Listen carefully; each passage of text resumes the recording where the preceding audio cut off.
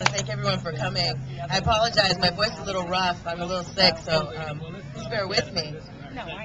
As I was sitting here looking around and seeing just the wonderful number of people who have joined us this morning, I want to thank you all for coming. I was thinking about where we were when this commission came on board back in 2005, when Mayor Villaraigosa appointed us to these positions, and how far we've come. Not just with respect to the business and the project approvals that we move forward, the Clean Truck Program, the Clean Air Action Plan that we've initiated, the first of its kind in the world to reduce pollution from port-related sources. But I was thinking about all the things that we've done with respect to open space and green space for the community. I don't know if you remember, but when we came on board, this was a vacant lot. It had been a vacant lot since 1994. And there had been a lot of hard work done by community groups to bring forward ideas. As Geraldine mentioned, there were 400 comment letters about very important things like what kind of space should it be? Should it be active? Should it be passive? Should we allow for ball fields? Should we have, what kinds of trees should we have? There were a lot of very interesting debates on that. But here we are, 16 acres later. We also have put into place, as you know, as many of you have been there, the beautiful fountain that's the largest fountain in the state of California that welcomes all of us as we get off the freeway. That fountain is one of my favorite things we've accomplished here at the Commission. We've also improved the Gaffey Street area. We had a ribbon cutting for that up near Home Depot. There's a beautiful green space now on Gaffey Street with trees and a walking trail. Although it's controversial, we did help with the Eastview Little League, and we have put ball fields up on Knoll Hill that have been used by them and the rest of the community. I'm sorry? It is oh yeah, nothing's controversial in San Pedro. Nothing's controversial. The other thing we're moving forward with, as many of you know, was stuck in neutral for a long time, but we are building the marina. There's a marina that needed to be developed, that needed to be done. We have done a great deal to bring more green space, more open space to San Pedro. We're moving forward with the buffer in Wilmington.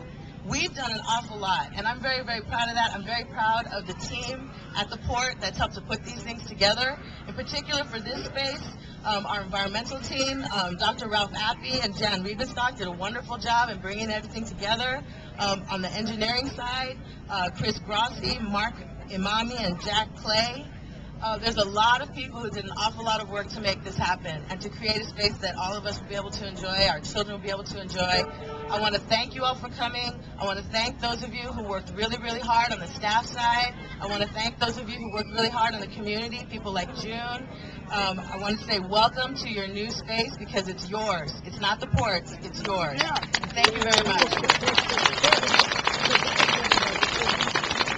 Thank you, Commissioner. And now for the San Pedro local on the Board of Harbor Commissioners, Joe Radisich. Thank you. Good morning. I want to say, you know, this is a big day for San Pedro, and you know, Geraldine just kind of pointed out a lot of the things that we've done over the last 4 years as a commission and under the Villaraigosa administration. I mean, we've done a lot of things, and this park here today, this grand opening, is a part of the overall picture of what we're trying to get accomplished here in Los Angeles and in San Pedro and Wilmington. Now, okay, guess I'm not far from the mic, but I remember back in the day, in the 80s, and how many of you were around in the 80s? Okay, so you guys know what I'm talking about. You all recall a place named Utros when it was up the street here? All right. Well, during that time, when Utros was being torn down and the condos that are currently there were being put in place and the tanks were being removed, and I think that was around 1988, if I'm not mistaken. You guys remember that? Well, the buzz around town, at least in the real estate community, was, you know, buy a property in this area right here because the new marina is coming. And in those days, the assumption was that by the early 90s, we were going to have like another Marina del Rey here. Well, fast forward 20 years, you know, we all know that didn't happen. But as you can see, over the last 4 years, things are starting to get done. And I think the prior speakers have thanked quite a few of the main players that have been involved with this. The John Papadakis, the June Smiths, the Hahn administration.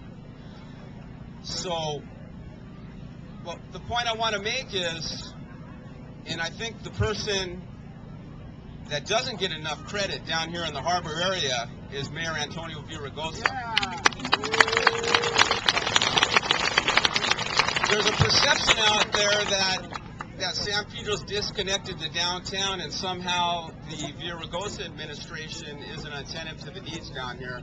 And I say that is not true. I say that is not true. And we're not doing... Look, we're not doing things, we're not making grand speeches and doing things like that. We're getting things done, and that's what that's what counts. So it's a big day.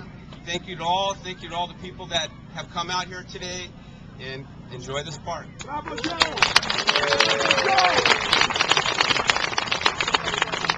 you, Commissioner Radisich.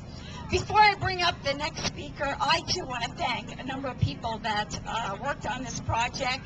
The design firm of Kymere and Associates, the construction team at Griffith Company, the port's environmental staff, especially Ralph Appy and Jan Redstock, the engineering and construction staff, Chris Grossi, Mark Amani, and Jack Clay, the port's construction and management group, the port police, and all of you that attended all the public meetings about this facility.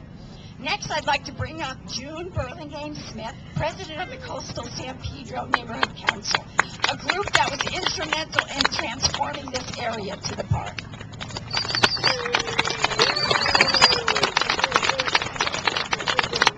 Thank you, Dr. Nance, and thank all of you.